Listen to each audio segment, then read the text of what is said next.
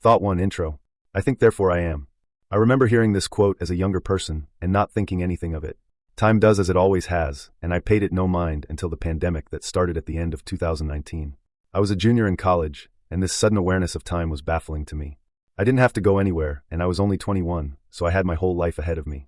So why did I suddenly feel the pressure of time when it seemed I had so much of it? Now that I'm writing it out, I see that the answer is synonymous with the question. But back then, the pressure of time caused me to lose all the momentum I built up in life until I became stagnant. Once I realized how stagnant my life became, I fell into what I think was depression. When I reached the deepest end of my depression, everything became clear. The original title of the book was going to be Thoughts of a Modern Human. When I started writing this book, I was under the impression that lots of people do, and eventually everyone will end up thinking like me. But the more I wrote and the more I discussed with people, I realized that within infinity anything can happen, and anyone can do, be, or think anything. So I was being some sort of overbearing with a title that describes people who aren't me. I then decided that the title should embody what I spend my days thinking about, my infinite perspective. Thought 2, the infinite perspective. Perspectives are an interesting thing. Honestly, it's probably the most powerful thing in the universe. Really. From a human perspective, a cloud is just a floating pile of mist that brings us shade and rain. But, from the cloud's perspective, it is a million-pound beast being tamed by the forces of nature to nurture the land instead of doing what it wants. Clouds don't have consciousness, but if they did, they would tell you that. If it wasn't for specific laws of physics, they would Goomba stomp the planet every time they are formed. If you look at clouds from a god's perspective, things get interesting.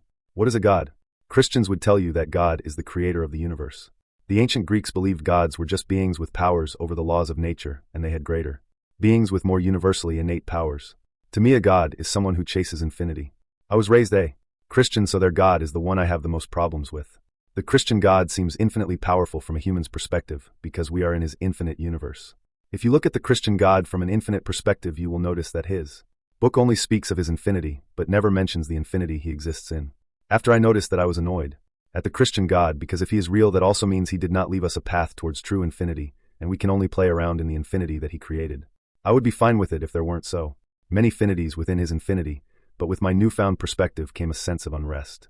My new perspective can't change the infinity I reside in, but it does allow me to realize I'm being controlled in a way I don't wish to be controlled. Within this reality, free will is almost an illusion. We can do what we want within the rules, but because there are rules, things can be determined. Therefore, whatever God made the rules of this infinity can know how it plays out. If everything was bound to happen, was it really free will? Of course it is silly, it's just limited free will. This new perspective of mine makes me want to become a god of my own infinity. From a god's perspective, a cloud and I are what we are because they made the rules that made us so. But from an infinite perspective, a cloud and I can be anything, everything, and nothing, all at once. Thought 3, I think therefore I am. I think therefore I am. I believe this phrase was meant to affirm the existence of oneself, but to me it means even more. It's the reason I only feel negative emotions when I want to, and why I feel like I can change the world with a book. When I was in the deepest part of my depression, I heard that quote, and it held a new meaning. As a man who felt like he had nothing, I realized that as long as I can think of a way to get something. While pondering the quote, I had sort of an ego death. I dissociated with everything that wasn't my ever-questioning mind. I then decided that since I'm just a bunch of thoughts and memories, I get to decide who I am. Every day since, I've been questioning everything about myself, from my personality to my skills and my body. In order to fix a problem, you need change, and the only thing in the world you can change in an instant is your mind.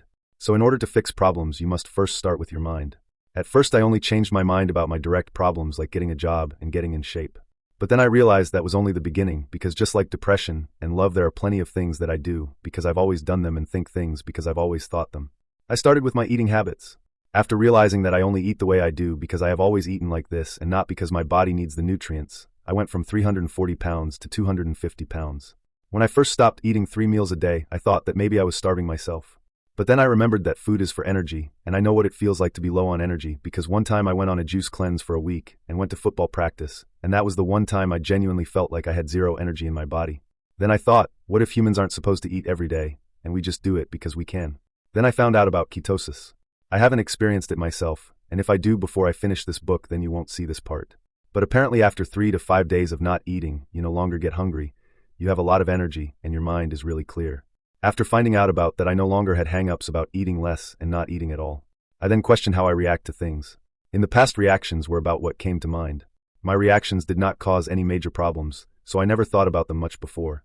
But with my expanding ability to think, I realized that every interaction in the world should be used to achieve my goals. Since then, instead of reacting with what I thought first, I started reacting with what would give me the outcome I most wanted. Thought 4. Approaching infinity. When I look at our society as a whole, I feel we are approaching infinity, or rather the bottleneck to infinity. In the way my mind came up with it, we have gathered too much information, and we need to organize it to take on more. But to break it down, everything is information, and living beings are just information with directives. We as humans deem ourselves the most intelligent beings on this planet, not only because we can store a lot of information, but because we have the ability to break out of the recursivity of other animals. But until the internet came around, we were limited by the amount of information we had access to, so besides basic collaboration, we fell back into the recursivity of survival of the fittest. But now that the internet has developed to the point that it has, people don't have to do what they have always done. They can go on the internet and find new things to do in different ways, to do them, thus breaking their karmic cycle. But when you break a karmic cycle, everything returns to chaos. Hence the depression and stress epidemic. All living beings have events that they will for sure take action against, but within the karmic cycle there's only so much you can do. But with the rapidly developing internet, and more people breaking out of the karmic cycle, more people are going to realize the ways to make the world a better place in a clean year-long sweep instead of a grand decade-long plan. I don't know where this thought will be in relation to my plans to fix the world, but if I who ponders infinity and other realities can think of a clean way to fix the planet, surely people who actually think about fixing this world all day have thought of clean ways too, and if they haven't, it is only a matter of time before they come across a stimuli that will make them see the path to the next phase of humanity. Which brings me to the reason I said we are approaching the bottleneck to infinity as opposed to infinity itself. Infinity is chaos and our karmic cycle is order. Chaos cannot exist within order, because as soon as you control chaos it becomes order. That means that the chaos we are experiencing is controlled chaos. But the people controlling the chaos are still in the previous karmic cycle, therefore, we cannot continue to approach infinity, because it cannot exist within the karmic cycle. At the bottleneck of infinity, we have to destroy the karmic cycle and create a new one, or our path to infinity will get destroyed, and we will get stuck in this karmic cycle. To be less cryptic, the karmic cycle we are in is capitalism, where money is the end-all be-all, and those who already have money have all the power. Within capitalism we work to live, and live to work, hence why I called it the karmic cycle. And all cycles start over, because that's their nature. Capitalism is bound to start over because it is based on a fake infinity, or a controlled chaos, if I'm keeping the metaphor going. The price of things should be directly tied to the ability to produce it compared to the demand for the product. But the capitalism system we have allows those with the most money to control how money moves. It would be fine if this was a video game, and the price of things never changed, and you always got paid the same for work. So if someone exploits an opportunity, it doesn't mess you up, it just means they got more than you, and if that bothers you, you can think of a way to use the exploit. If not, you can just continue your business. But the way our capitalism works, and because there is a lot of stuff to buy on the internet, the people at the top adjust the way money flows so they can have more. They call it inflation because it does waterfall down slightly, but the bigger the dam you build on the waterfall, the less water there is at the bottom. If we don't have a nuclear winter and don't have a super winter caused by global warming, I think big business will break down into publicly maintained services, and all the franchises would be replaced by mom and pop stores. Big businesses aren't good for anything but collecting money, but people are tired of living for money. Now that you can learn how to do anything immediately, more people will want to do actual stuff, not just make money. I think our current system will crumple under the weight of the 1%, and people will just pick up the slack locally, because they are less ignorant than the last time the economy crashed. They will rebuild local chains of production, and create their own currency, and everything will be priced based on supply and demand and future predictions for land, and anything else that may run out in the future. They would definitely stop using limited resources for power, because it's literally exhaustive to humans and the earth. Then, because the average human wouldn't be pressured to hold up the rest of the country, they would start chasing their own infanties and open stores with actual personality, and they would destroy the chain stores that are only there because someone had enough money to use other people to make more money. Then the people who wanted to have their own restaurant, but could only handle a franchise, would follow their original passion, so franchises would die off. Supermarkets would probably be run by the collective group/government. They wouldn't be for profit, they would just be a service, and the money that goes into it goes back into making the service better and paying the workers. Maybe all the profits after that can go straight into developing the city. We would work towards the automation of the things no one wants to do, and people will naturally want to work in their community with their skills. I honestly think things can change that smoothly if people stop thinking about money just long enough to realize the world will keep moving without it. But then again, just like the bottleneck of a river during a flood, if there isn't enough momentum to clear it, the bottleneck will clog, and the banks will be withered, and the river will have to build its depth again.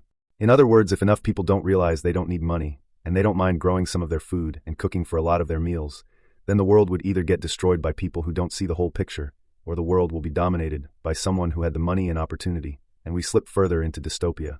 Thought 5. Within infinity. On a brighter note, nothing brings me greater joy than thinking about watching people chasing their own infinities and all the new experiences such variants would create. I don't know when it will be possible, but I hope it's during my lifetime, that we learn how to create our own worlds and become gods of our own reality. Whether it be through cultivation of immortal arts or a supercomputer able to hold trillions of micro-realities, nothing would bring me more joy than to literally do anything I can think of. If I ever got bored, I would curse myself to forget I have no limits until a condition is met. If you are wondering how I started pondering infinity in such a way, it was because of two, specifically one webtoon. The first one that sparked my thinking is called Apotheosis, which is a tale about a boy who wants to gain enough power to save his sister, but every time he reaches his goal he realizes there is a larger world than he thought there was. Semi-spoiler. He goes on to find out his world is the creation of someone else, and that person's world is the creation of someone else, and he goes on to create his own worlds and form relationships with beings from his own world and from greater worlds. He has different experiences in different places because of his strengths and weaknesses. It was not finished, but it got me thinking about how if he was strong enough he could have all experiences within infinity. The enjoyment I got from thinking about the possibilities made me search for a similar story.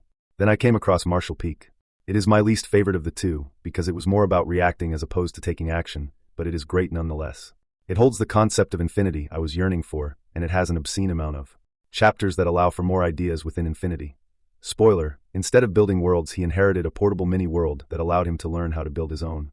Then when he was able to cultivate his own world, he fused it with the inherited worlds and the worlds he created, and became op until the author introduced enough stuff that made thousands of worlds in your belly mean nothing on the power scale. And, ever since I started reading those two webtoons, I have not stopped thinking about infinity and all the things it holds.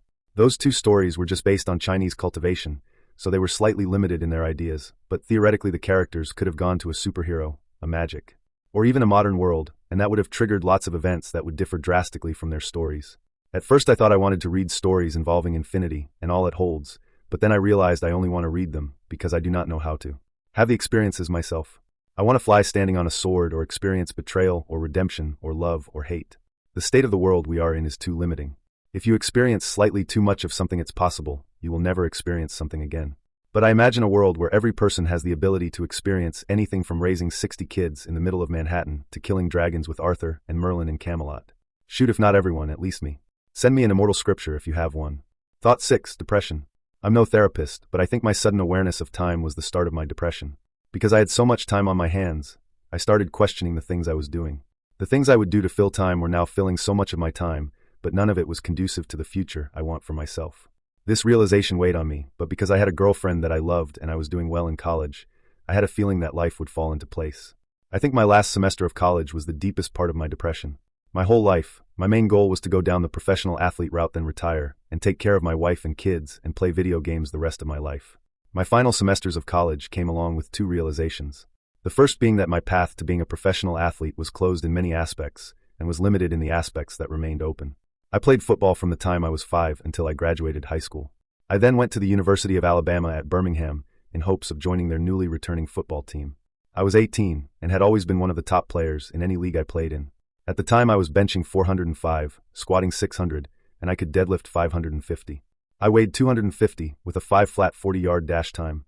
I thought with my strength and skills, as long as they gave me a chance, I would make it to the top of the team and then get drafted to the NFL. Unfortunately, the chance I was waiting for never came. As far as I know, they only held one tryout while I was there. Having watched so much TV, I thought announcements of a college football tryout would be everywhere and I wouldn't miss it. But alas, I did. They only announced the meeting for those interested in trying out on Twitter, and I only followed them on Instagram. A friend who was also aspiring to join the team told me to get a physical, and I would be able to sign up, and so I did. When I showed up at the tryouts, they told me that because I didn't show up to the meeting I couldn't try out. I was sad, but I was not defeated because I started a wrestling club, so I could hone my wrestling skills while waiting for the next opportunity to join the football team. My wrestling club had feats and fallbacks, but right before the pandemic, I found a few dedicated members, and I found someone to host our practices for little to no cost. Although we could not practice, I figured we could still have meetings and get the club attendance up, so when the pandemic was over we could be operating with a full team. When the pandemic got worse, and we could no longer meet in person, I decided to give up on the club until the pandemic let up. My last semester in college was when I realized the pandemic wasn't going to let up, so my goals of establishing a club and using it as a reason to stay in college and try to get onto the national team were crushed. With the 2 athletic paths I ventured being cut off and the third never having been traveled, my dreams of being at the peak of an athletic profession could only happen with years of hard work, and it would be short-lived if I made it there before my body gave out. This realization made me give up on sports, and I stopped working out. I started gaining a lot of weight, but I did not care because my girlfriend still loved me, I still felt healthy, and I had no specific reason to be in shape. This line of thinking is what led me to my second major realization of my final year of college. Me and my girlfriend of 4 years were no longer in love. I started realizing that when we hung out I would be thinking more and talking less. Looking back, I think it was because I was afraid we would start talking about the future, and we did not share a completely similar idea of a future, and that would result in us breaking up. But back then I didn't pay it much mind because I loved everything about her, and besides the fact that our deep connection was gone, we always had fun, and I never felt any negative emotions towards her. After we graduated, I asked myself, do I still love her? I thought, of course I love her. I love her smile, her laugh, her eyes, her hair, her intelligence, how empathetic she is, how much she loves animals even though she is allergic, how much she loves giving gifts, and how she always loves a good competition. How could this not be love? I thought. This led me to question love itself. What is love?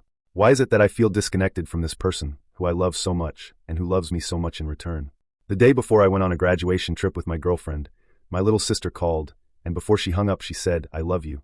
This stood out, because although we have a good relationship, we did not grow up telling each other that we love each other. I then thought, that's right, there are other people that I love. The question was then, what makes my love for her different from the love I have for my friends and family? It couldn't have just been the physical intimacy, because people who don't love each other are intimate. Then I asked why I fell in love with her, but not with anyone else that I've loved. The conclusion I came up with is the difference between loving someone and being in love is intention. When I first fell in love with her, my intention was just to be with her, because she made me happy. This is what people call the honeymoon phase. I think after the honeymoon phase, if you don't have similar intentions, your relationship will fall apart. I think this is what happened to my relationship. We had some similar intentions like getting a house and pets and a mini farm, so staying together was easy, because we shared a similar idea of the future, so by my theory we were still in love. Our intentions changed when she decided she for sure did not want kids, and that's when we fell out of love. After deciding the difference between being in love and loving someone, and deciding that me and my girlfriend were no longer in love, I had reached the peak of my depression. My dreams of being a professional athlete were gone, I was grossly overweight, and I was on my college graduation trip with the woman I have loved for 4 years, and I finally realized that we were no longer in love. I spent the rest of our vacation wondering how she felt, and how horrible I would feel if I was the only one with these feelings, and we were coming back on Christmas, and I really didn't want to ruin her favorite holiday, so I kept the feelings to myself for 2 weeks. We then discussed our feelings and broke up. I spent a few weeks missing her, and then I asked myself, am I depressed? I thought, that's stupid, I've never been depressed before. I then came to the conclusion that depression is the same as love. Society has intertwined feelings, sayings, and facts, and that has resulted in the average person not knowing what they are feeling, because they've only been taught how to express it with certain sayings. After theorizing the similarity between love and depression, I realized that this culmination of negative thoughts and emotions is what people call depression. But everyone I know acted like depression was some external force that guided their actions. But I think at its core, depression is the inability to think of future plans.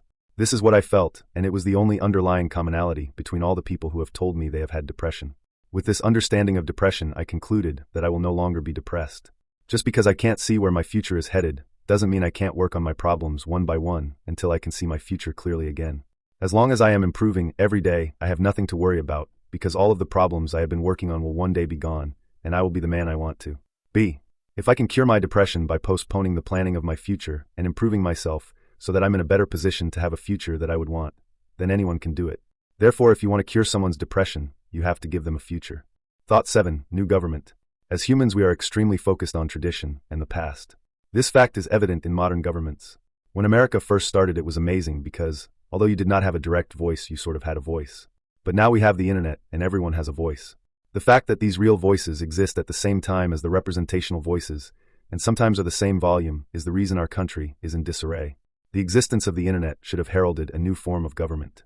The internet has done 2 things, the first being that it made the world realize there are only a few people in power who want war and power, and everyone else just wants to be happy, and the second being that it made representational democracy a joke. Because everyone has the potential to represent themselves. With the first statement being said, any country who has enough nukes to end the world have reached the end of the pursuit of power and should divert most of their military funds into the welfare of the country's citizens. In the United States case, this should have happened after World War II. After the war ended, all American troops should have returned home and been trained to protect the country. This would have saved America trillions over the years. Unfortunately, the internet would not reach its potential until the 2000s, which means the people in power could use their power to convince everyone that war was still needed to protect the country, when really they just wanted more money. The internet has made it so this can't happen anymore, and the latest example is Donald Trump. With how loved he was, if the internet wasn't around, he would have pulled off the coup. Which is funny now that I think about it, because the Bush administration was the last that could have tried something like that, and because of the internet we got a president like Barack Obama. Everyone may not have liked his decisions, but everyone respected him, at least to an extent.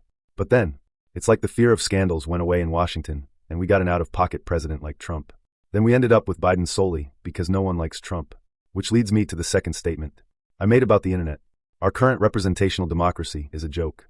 With the state of the internet, no one needs to be represented. We just need someone to hear everyone's thoughts, concerns, and solutions, then organize and put them into action. For example, Roe versus Wade was just overturned by 9 people based on the logic of people who died from colds. The craziest thing is that they themselves probably wanted to keep it in place, but there was enough constitutional evidence to convince them to overturn it. In a world where the average person is technically smarter than anyone in the past, why do we still live by the rules of those inferior people? Yes, the founding fathers were great for their time, but their time is long past, and we should have taken inspiration from their work instead of following directly in their footsteps. What I mean by that is, the original Constitution was written over 200 years ago by 55 men of a single race. With that being said, I think there needs to be a few new constitutional conventions. Before that convention, there would need to be a convention around the country's debt. The first part of the debt convention would consist of the country's richest people and the country's smartest economical minds. They will debate ways in which we can resolve our debt so we can start a new country without it. The second part would consist of the participants of the first part and the debtors of the U.S. They would then come to an agreement where the debt will be absolved and or paid in a way that would not leave the new government responsible for the debt. The Constitutional Convention would take place a week after the conclusion of the debt convention. This convention would be headed by an ethics committee. The participants of the convention would be multiple delegates from all official rights movements, a teacher from each level in every state, and mayors from all major cities and select minor cities. The rest of the delegates would be the usual suspects and maybe some business leaders and the top psychologists, scientists, mathematicians, and philosophers. At this convention, they will go over the previous constitution and modernize it. This would allow a constitution to be created by people from all walks of life for the purpose of creating a modern country. A country where kids are not raised to be workers, but are taught what it means to be human and how to deal with conflicts with other humans. A country that is fueled by capitalism, but not run by it. A country where crime is reduced down to emotion, instead of crime being caused by the lack of things and the inability to get them. Senators should be critical thinkers who can organize thoughts, not someone who has money and charisma. The president should be someone who has no bias and only makes decisions that will improve the life of their citizens. Because we have enough nukes to never be messed with, we don't need a commander-in-chief to lead our country. We need someone to set the country on a path towards the future, not just left or right. I can't remember the last time I heard a president talk about innovation and creativity. As for the laws, they can be directly discussed by the citizens. If there is a law in question, the senators of each state will hold a statewide meeting where they collect all the best arguments for both sides of the case, and then they can represent the strongest logical arguments to the Supreme Court, and then logically decide which way the law should go. Another tradition of the past we need to break is the current idea of capitalism. The idea of hoarding money for yourself and future generations came from a time where money was backed by gold, and if you didn't have money, you died. That's why there should be a limit to how much money a person can hold on to at a single moment. Any money gained after you reach the quota would go into the universal basic income pot. Everyone should get a monthly check that is just enough to survive. That way, whatever you work for would be to improve your life instead of working just to live. People think that this would make people lazy, but I think the opposite. I can't speak for all people, but in my experience of being lazy and being around lazy people, laziness spawns from the responsibilities of your life tying up part of your mind, and the inability to do what you want tying up the rest of your mind. So you do the thing that requires the least amount of energy and preparations to take care of your responsibilities. Laziness is counterproductive, but it's a recursive condition brought about by the environment, and not usually the choice of said lazy person. If we created an environment where the individual only had to worry about improving their life and not keeping their life from falling apart, some people would indeed take a break from the grind of life, but most people will realize that even after the burden is off their shoulders, they still want to improve their lives. Just because people don't have to work for their one-bedroom apartment doesn't mean they want to stay in that one-bedroom apartment. They will hop right back on the capitalism train with renewed vigor and better perspective. Thought 8. My modern government idea. I would have included this with the previous thought, but this is separate. The last thought was about a bunch of people getting together and covering each other's flaws to create a new government. This thought is what I think a first world modern government should look like. Just so everyone is on the same page. By first world, I mean able to create and currently have nuclear weapons. In my opinion, to be a first world country, you have to be untouchable. If you look at human history from a God's perspective or a world-building perspective, the goal of every nation was to conquer all nations or be unconquerable, so that you can ensure peace and grow unhindered. That is until the detonation of the first nuclear bomb. After that, the only options were peace or annihilation. Which is interesting because that was probably the last time an entity had the ability to conquer the world through force. But anyway, after America fumbled the world domination ball, and allowed others to make nuclear weapons, it should have been the end of all major wars. Unfortunately, the governmental structure of the US allowed for corruption and greed, which brought about the wars that America should not have had any part in. If America had kept the idea that peace means growth after WW2, we would have returned all troops and turned our military into a national defense force. And that reminds me of my original thought. A modern first world government should not have a military. For simplicity's sake, I will specifically talk about the United States. We should recall all troops and shut down all overseas operations. There are 3 reasons for this. The first being that it's a huge money leak. The second being that we have over 150,000 troops stationed overseas. That massive workforce could be used to progress our country. The new military path should be mass STEM education, and not the garbage current means of education. They should pick what STEM job they want, then learn that specific thing, then be sent to work on a governmental project or sent to research. What governmental projects and research, you ask? Well, that brings me to the actual structure of the country. The president should be a genius, to say the least, and can be any age. We have the internet, so we no longer need to be represented. And you may say, but people can hack online voting. And I counter with this: the president wouldn't have any power that would promote corruption. The presidency will basically be a giant research grant. To be run for president, you must present projects that the various fields of the military will be doing under your presidency. You must also present what your personal research project would be, like sending civil engineer soldiers to create homeless shelters around the country, or sending ecologist teams to catalog all the ecosystems around the United States. The president's project can be anything he wants in whatever field he desires, as long as it has short-term and long-term benefits to the country. For example, if Elon Musk was running for president, he could have the project of redesigning America's power grid or terraforming projects that can fix our atmosphere and later fix other planets' atmospheres. The soldiers that want to join the militant part of the military would spend their lives becoming experts in various fields. Instead of repetitive training and drills, the various bases across the US will choose a specialty like guns, strategy, martial arts, covert ops, marine ops, flying, mechanics, and medicine. Then all the soldiers will go there and train until they are a master, then move to the next base or stay and train more. This way we are prepared for war, and if we don't go to war, our soldiers get to be in a field they chose and learn to their heart's content. This is good for humanity, because as long as we don't go to war, the government would be paying to educate people and actually improve the country through projects instead of laws. I have a theory that for humanity to reach its highest potential, every human must be able to learn unhindered. So by the government paying these people to learn, we would have breakthroughs all the time. The judicial branch would start doing things based on logic, not the law.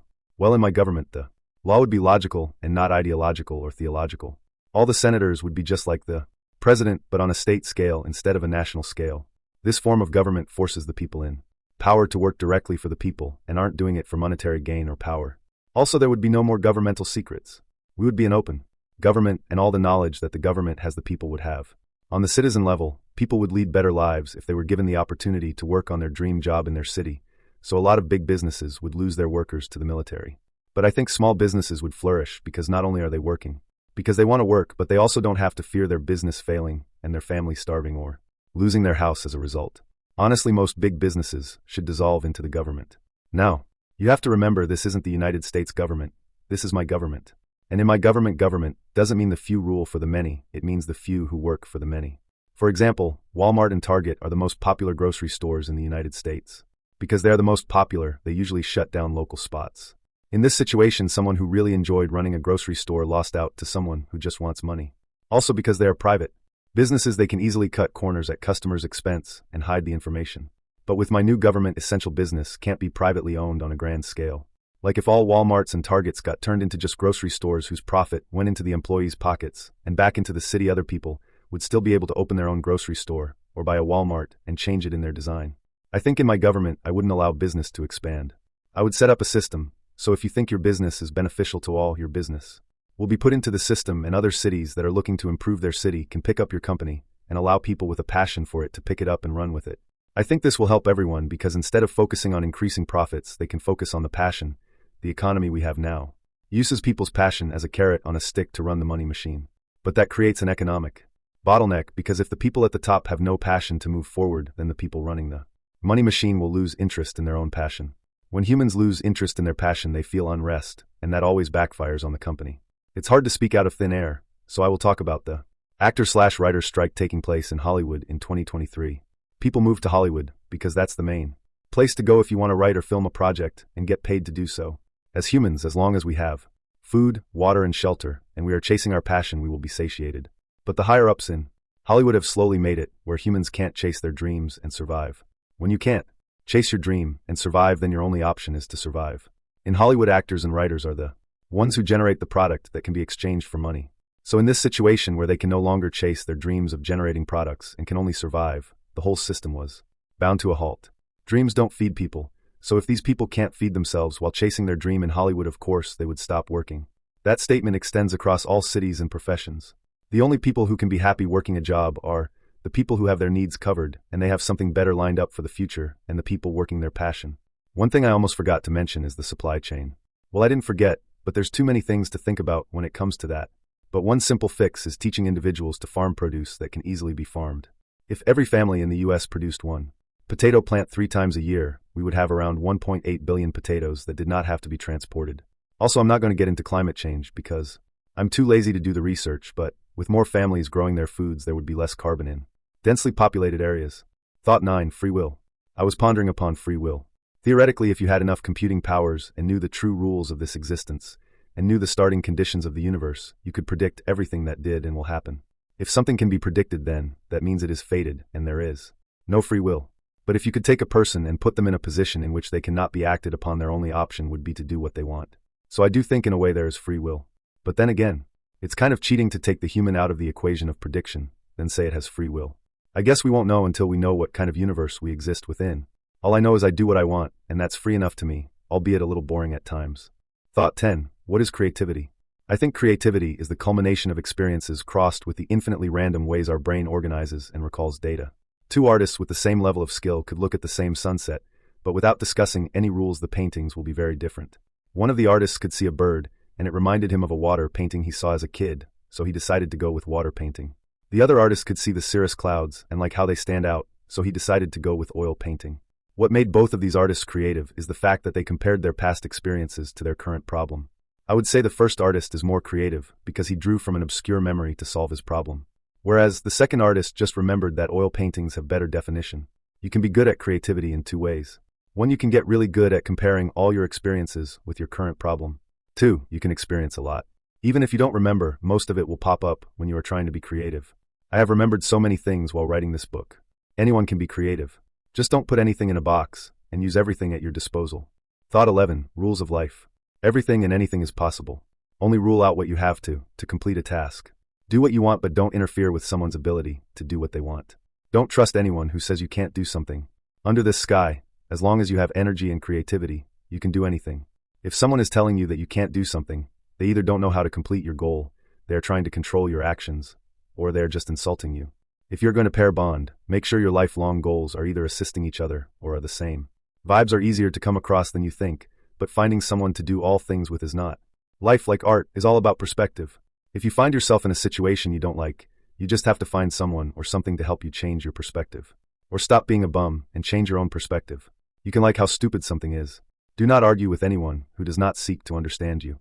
Choose a goal that will last you until you die. You are only what you want to do. So the sooner you choose your lifelong goal, the longer you will have to improve yourself instead of changing into something else. Plus, if you have a singular goal in mind, it makes it easier to create your life around it. Thought 13. Education.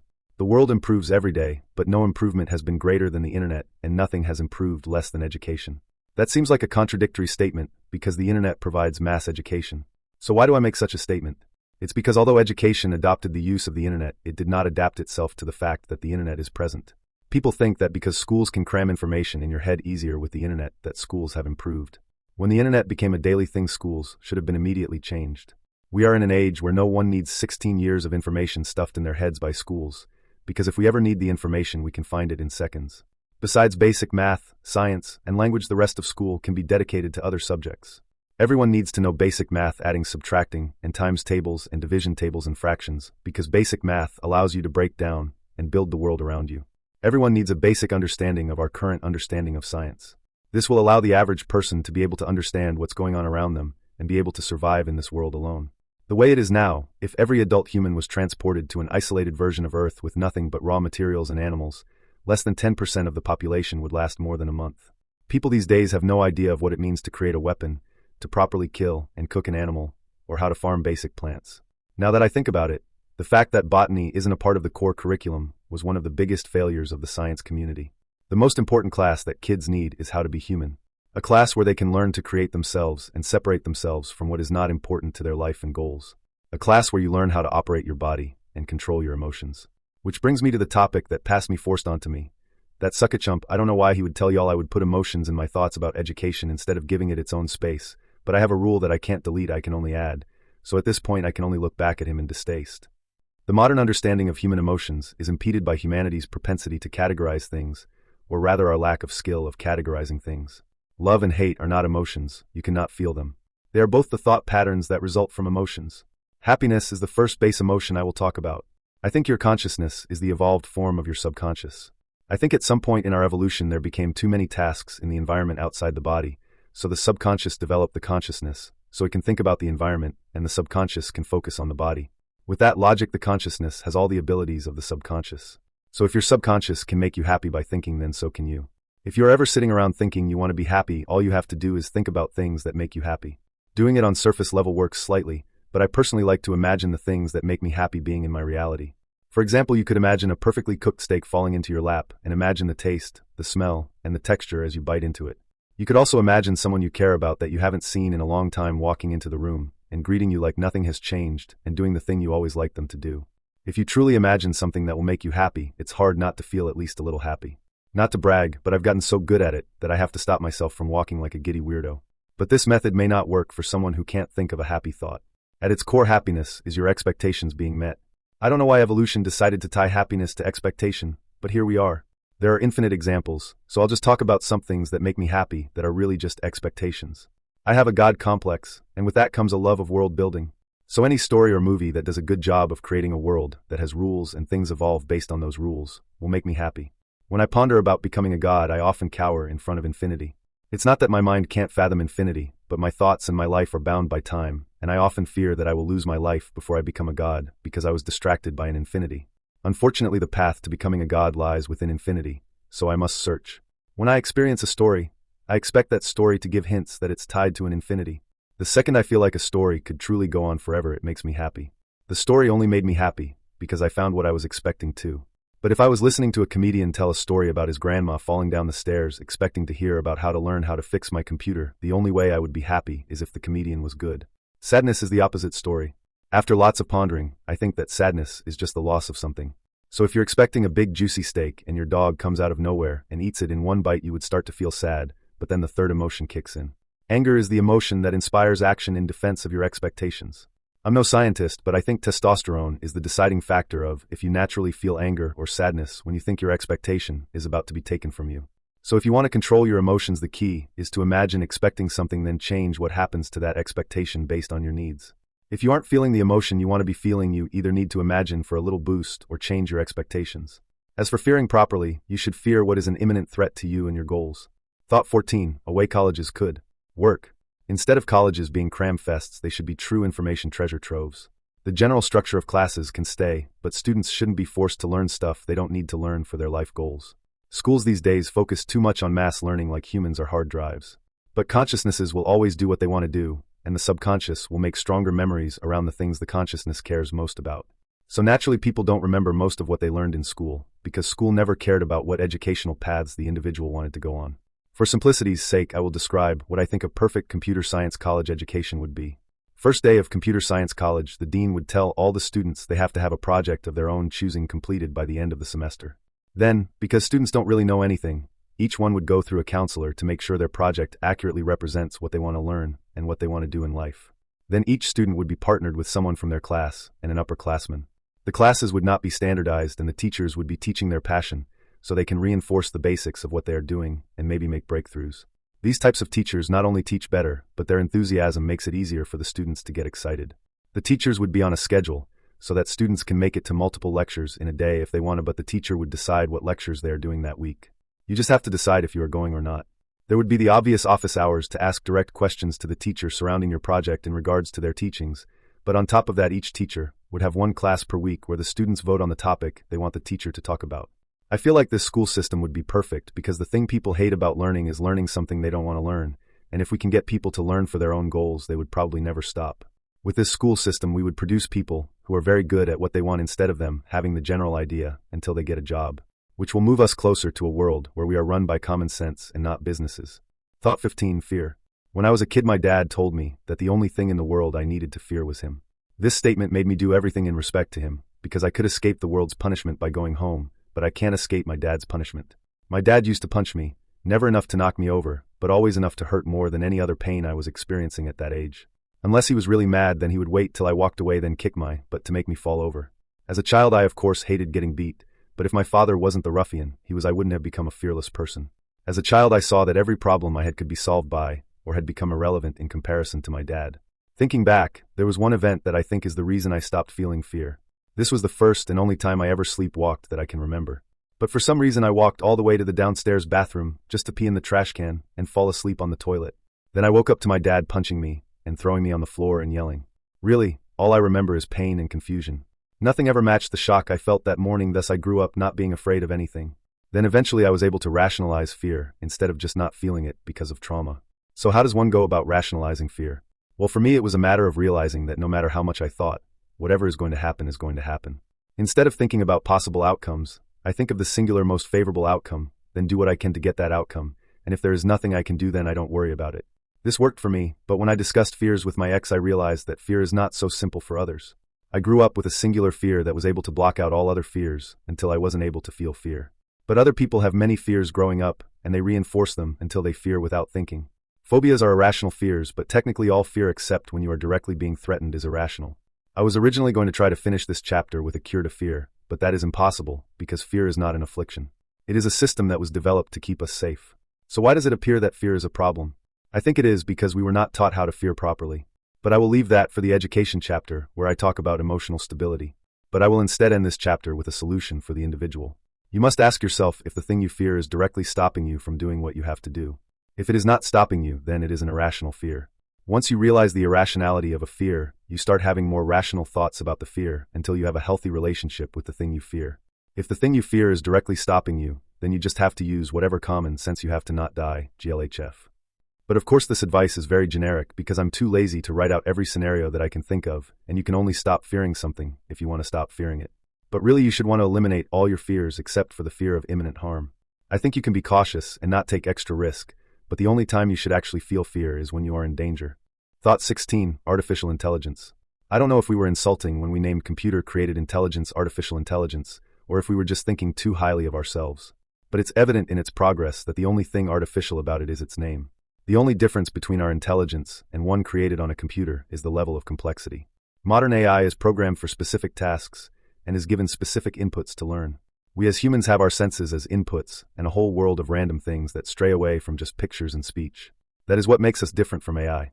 But what if you gave an AI senses and protocol for emotions and a way for it to choose its main goal?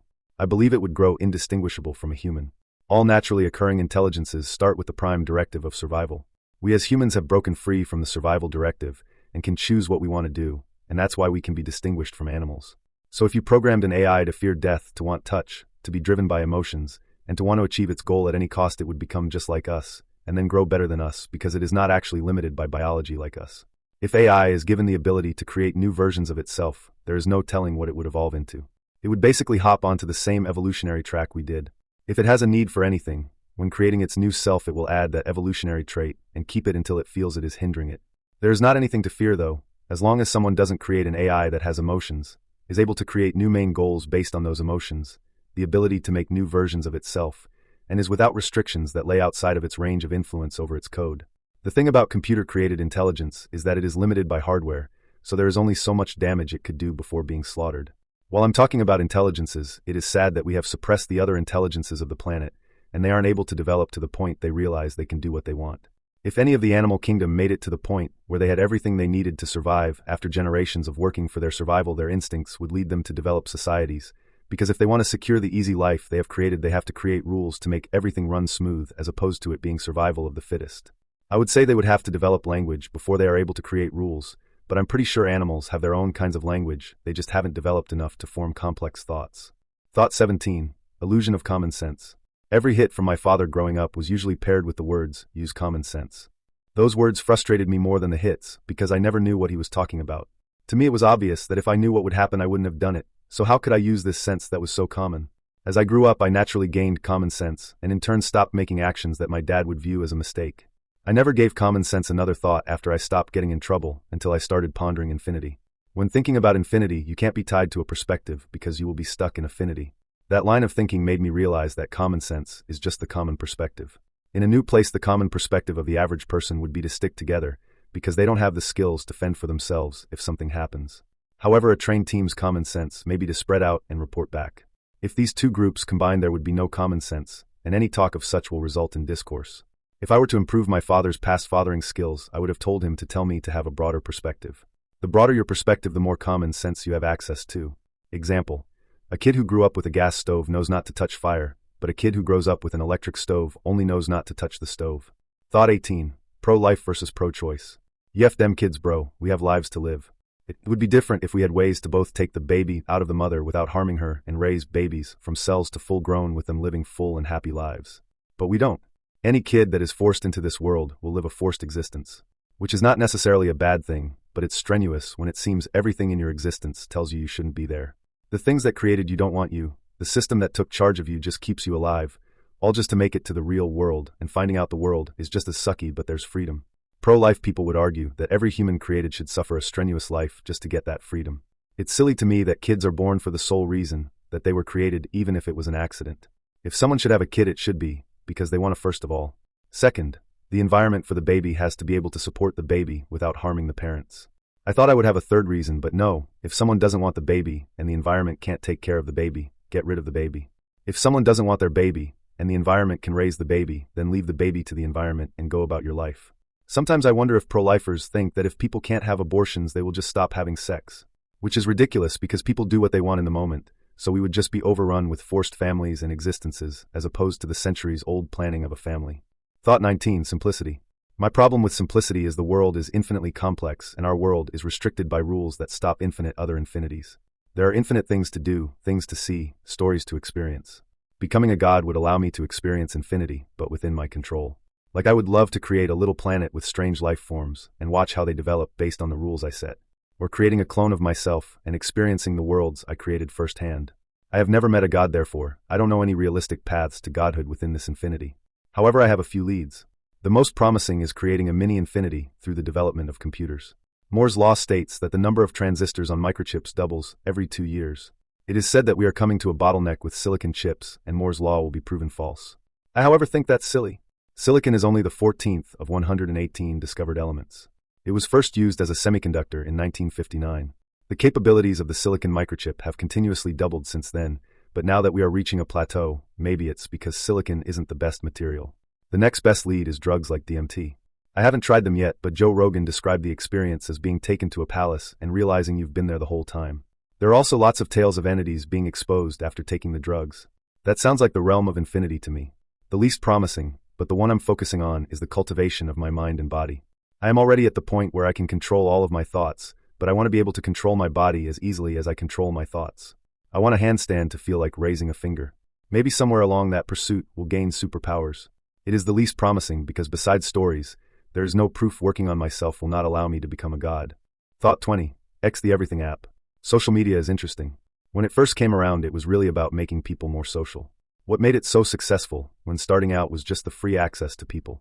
Where it turned toxic was the need to expand the companies that ran the websites. Facebook was my first social media account. I remember enjoying it because it was like all my communities were accessible when I left them. I could hop on, and the algorithm would show the people I interacted with most, and the posts were chronological, so you knew when you saw something familiar, you had a reason to move on to the next task. I opened Facebook just now, and there was a post from someone I never interacted with after adding 2 ads, a post from a hacked account, and then another ad before I got to a post from a family member. It's the same with Instagram, except instead of ads, it's meme channels that trick you into death scrolls through reels. Social media is not about getting its users to be more social. It's about getting the users to do what the companies want them to do. I think X, FK Twitter, is better than Facebook at being a social media, but it's still bad. X is literally a giant death scroll. The only reason Twitter isn't too bad is because I often accidentally scroll to the top, and I'm too lazy to get back to where I was looking. But with Elon owning the whole company, I have a little hope. Because he plans on making it the everything app, he has to make it better, as opposed to just running it. I don't know what features he plans on adding, but the most important thing that he should add is maximum customizability. You should be able to change the icons and their location, and you should be able to make your own feeds and curate algorithms that suit your individual needs. There could be one that's in order by time and strictly shows the people you know. Then there can be one that's based on a region, and you can get all the tweets in a city or country. Also, you should be able to tweet based on range like YK Yak. Talking to strangers on the internet is cool and all, but it's more cool to meet up and not forget each other because life takes over. You should also be able to register as a professional in your trade in your area, so you can both find work and learn from your peers. Also, that way the layman has a way to find and talk to professionals that actually want to teach or talk to them. Then there could be a feed that is completely random and gives you a chance to find a random stranger telling a funny story about his day that no one would see otherwise. Also, there should be both a thumbs up and a like button. Sometimes I think the content is solid, but it's not good enough to add it to my list of liked videos. The thumbs up could allow the post to get more traction.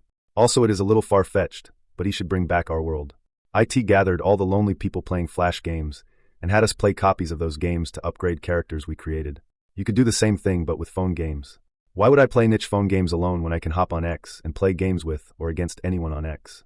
Thought 21. Sandcastles. It's kind of sad to me how humans live their lives. They always act situationally and based on their own wants, but because they always act situationally, they always lose themselves when the situation changes. They spend their whole lives being told they are themselves now, and they will be something different in the future. Instead of being told they will be themselves forever, they just have to build upon themselves until they are different but the same. Thought 22. Loneliness. To me, it's always there amongst my myriad of thoughts.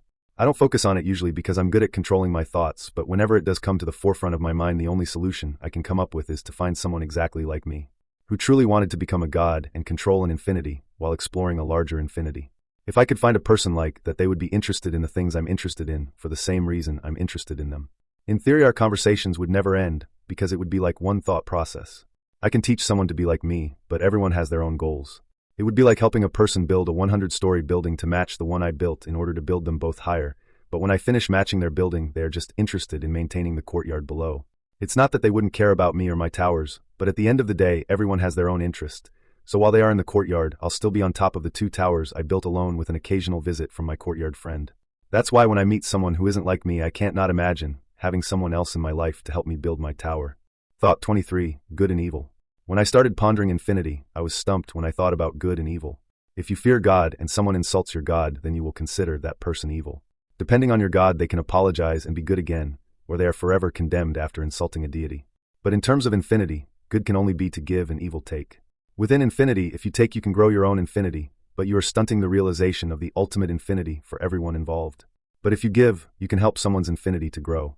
They might not give back to you, but if they give back to anyone, then everyone will move closer to infinity. If everyone infinitely gives, then infinity will grow, but if everyone infinitely takes, then they will feel good in the short term, but they will cut themselves off from the larger infinity, just for theirs to be larger than others. You need your environment to grow, so if you take till it's barren, you will be cut off from it. Infinitely taking within infinity creates a karmic cycle that can be destroyed. Infinitely giving within infinity allows everyone to experience more infinity than we could ever do alone. But then again, you are the only thing you can be certain that exists, so take what you have to keep your ultimate goal safe, but not enough to destroy yourself or others. You can give when it won't hinder your ultimate goal. Unless you just want to be a good person, then you can give all you want. Personally, I want to experience all of infinity, so I give until I believe it is affecting my ability to pursue my goals. In this way, there is a greater chance that I will be assisted in my goals. I take from my family because they are willing, but I don't take from unwilling people, because the more you interfere with others' ability to chase their infinity, the larger chance your infinity-chasing abilities will be affected. Thought 24. Death. To me, death is like having a thought interrupted, so I do not fear death, but I do think it would be annoying for it to come unexpectedly. I do not think about death because when it comes, I can take no action against it. I can, however, run from death until it catches me, or I become its master. Now that I have completed the first stage of my mental cultivation, I will begin the cultivation of my body. I want to control my body like I control my mind. In that way, I will have the ability to keep running from death and think of a way to put a leash on it. Thought 25. Who am I? I am the Undertaker. I am John Cena. I am The Rock. I am Kobe Bryant. I am Ezio. I am Altair. I am Eminem. I am Marshall Mathers. I am Hobson. I am Goku. I am Naruto. I am the Doctor. I am Chuck Bartowski. I am Sean Spencer. I am Ender Wiggin. I am Harry Potter. I am Finn. I am Jake. I am Xiaoyan. I am Tang San. I am Lu Zheng. I am Yang Kai.